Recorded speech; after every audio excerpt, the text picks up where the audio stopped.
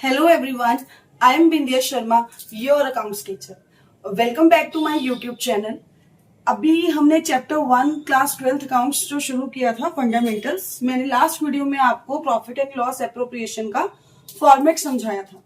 इस वीडियो में उस फॉर्मेट से जर्नल एंट्रीज कैसे बनानी है मैं उस चीज के लिए आपको गाइड करूंगी। तो मेरा आज का टॉपिक है journal of profit and loss appropriation account. मैंने लास्ट वीडियो में आपको बताया था कि जितने भी एक्सपेंसेस हैं मेरे लिए बीइंग अ कंपनी, यानी कि जो भी चीज मैं पार्टनर को दे रही हूं वो मैं डेबिट साइड में लिखती हूँ, और जितनी भी इनकम मुझे पार्टनर से होगी, जैसे कि सिर्फ इंटरेस्ट ऑन ड्राइंग थी, वो मैं क्रेडिट साइड में लिखती हूँ। आपको इमेज भी शो हो रही होगी profit and loss appropriation format की। अब इसी की हेल्प से हम लोग क्या बनाएंगे, जर्नल एंट्री। देखो,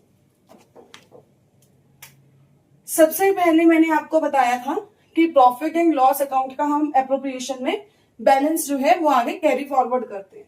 लेकिन उससे पहले मैं आपको बताऊंगी बेटा, दो तरह की एंट्रीज होती हैं। पहली है एडजस्टिंग एंट्री,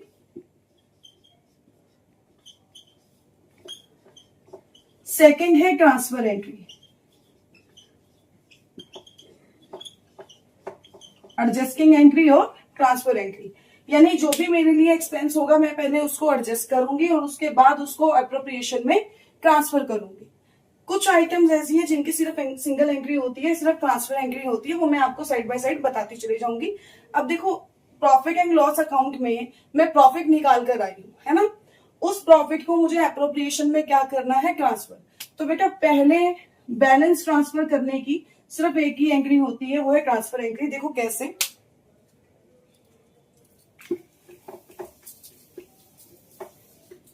तो मेरी फर्स्ट एंट्री होगी जिसमें मैं बैलेंस जो है कैरी फॉरवर्ड कर रही हूं। इस साइड लिखा था मैंने बाय में, दैट मीन्स वो डेबिट हो जाएगा। Profit and loss account debit to P&L appropriation account. क्या किया है मैंने, इसमें ट्रांसफर किया है। Transfer of profit in profit and loss appropriation account. इसी के साथ मेरी फर्स्ट एंट्री खत्म होती है। सेकेंड एंट्री पे आते हैं। देखो, इंटरेस्ट ऑन कैपिटल की एंट्री की बात करेंगे अब। इंटरेस्ट ऑन कैपिटल मेरे लिए एक्सपेंस है ना। तो एक्सपेंसेस को मैं क्या करूंगी, डेबिट। अगर आप ऐसे लॉजिक के साथ याद नहीं रखते तो फॉर्मेट की तरफ देखो।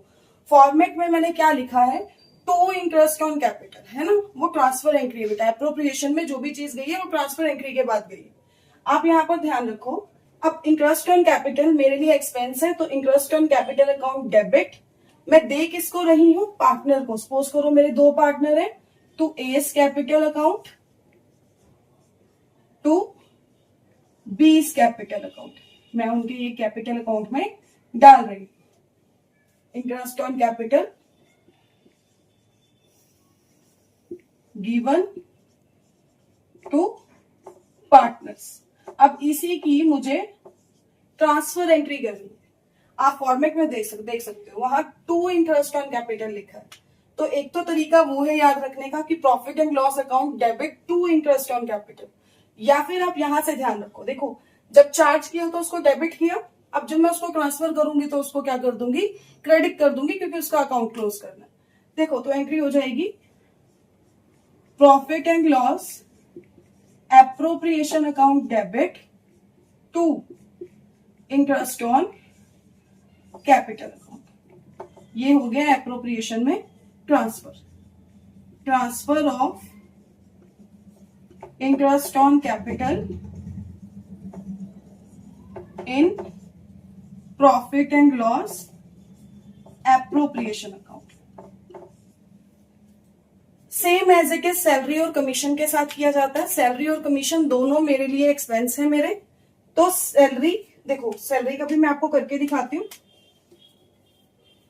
सैलरी अकाउंट डेबिट अब सपोज करो मैं ए को सैलरी दे रही हूं, तो salary account debit to A is capital account, salary given to A. अब इसको ट्रांसफर करना है एप्रोप्रिएशन में। अब फॉर्मेट में भी आप देख सकते हो, profit and loss appropriation account debit to A's salary account. नहीं तो यहां से ध्यान रखो, सैलरी को मैंने यहां डेबिट किया तो अगली उसमें मैं क्या कर दूंगी, उसको क्रेडिट कर दूंगी। Profit and loss appropriation account debit to A's salary, salary भी लिखोगे तो भी चल जाएगा। अब जनरल रिजर्व के एंट्री की बात करते हैं। देखो जनरल रिजर्व कहीं से आया नहीं है ना ही उसको कोई एडजस्टमेंट की है, मैंने किसी थर्ड पार्टी को तो पेमेंट नहीं की ना उसकी, वो मेरी एक तरह से सेविंग्स है। प्रॉफिट का वो पार्ट है जिसको मैं क्या कर रही हूँ, साइड कर रही हूँ। तो इसकी भी सिर्फ और सिर्फ एक ट्रांसफर एंट्री होगी, ठीक है। वो कैसे हो जाएगी, सेम फॉर्मेट से ही देखो, profit and loss appropriation account debit to general reserve. इसी के साथ इंटरेस्ट ऑन ड्रॉइंग की एंट्री भी एक बार देख लेते हैं। देखो इंटरेस्ट ऑन ड्रॉइंग जैसा कि आप फॉर्मेट में देख रहे हो, वो क्रेडिट साइड गिवन है, right, bye interest on drawing. तो इसका मतलब जो ये हुआ, ये डेबिट हुआ, लेकिन उससे पहले बेटा डेबिट हुआ है ट्रांसफर एंट्री में। अब आप इसको लॉजिक के साथ समझो। इंटरेस्ट ऑन ड्रॉइंग मेरे लिए क्या है, मेरी इनकम है, और इनकम को मैं क्या करती हूँ, क्रेडिट करती हूँ। देखो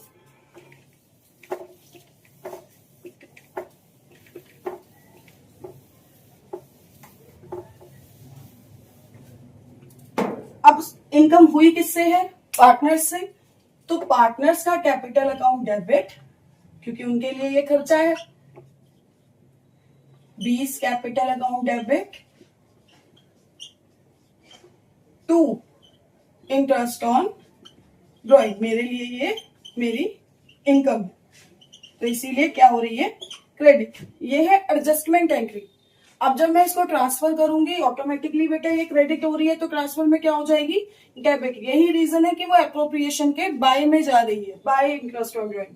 तो बेटा यहां हो जाएगा interest on drawing account debit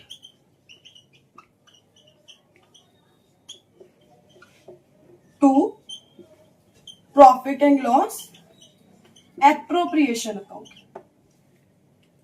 अब सारा कुछ करने के बाद, अगर सारा कुछ देने के बाद भी अगर मेरे पास कुछ प्रॉफिट का हिस्सा बचता है, जो कि आप फॉर्मेट में देख रहे हो, मैंने कहा लिखा है, डेबिट साइड में लिखा हुआ है, profit transfer to A's capital to B's capital, तो वो भी एंट्री वहीं से देखो, P N L appropriation account debit to A's capital to B's capital, profit and loss appropriation account debit to A's capital account.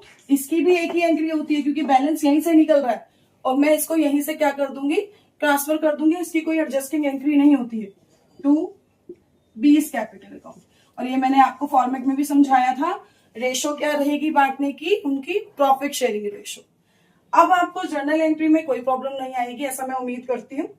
इसी के साथ मेरा आज का जो वीडियो है वो यही खत्म होता है। Thank you, have a nice day.